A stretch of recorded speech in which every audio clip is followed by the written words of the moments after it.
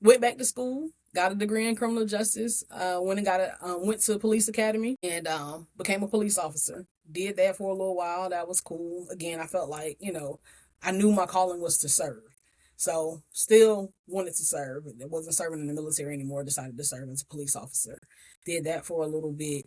And again, my health got in the way and took me out of that shortly thereafter. So I didn't do that. Still, again, my that servant's heart of mine that led me into the nonprofit sector.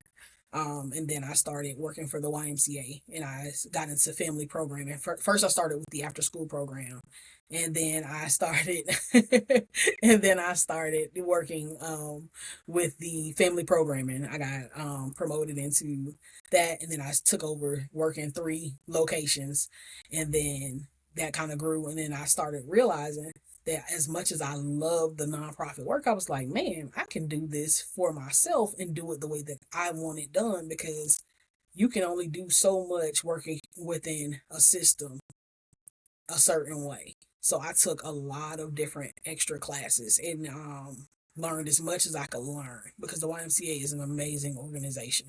And I learned so many different things. So I was like, how much more impact could I have if I opened my own nonprofit?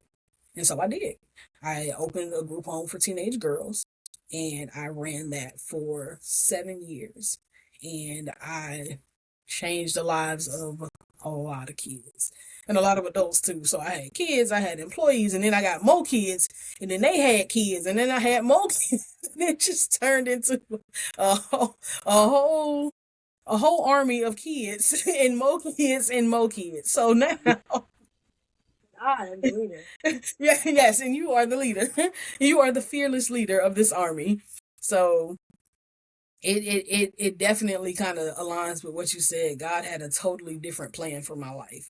Right. So that kind of led into everything, and from that we ended up birth. And it's funny because through all of that we ended up branching out, and that is actually the location in which we ended up birthing the ice cream business. And I just recently retired from the group home and went full time with the ice cream business. And it's funny because I just was telling somebody, even when you may retire from a profession, it does not negate your purpose. Because even though I'm retired from my group home, I just had I always had an annual Christmas Eve party.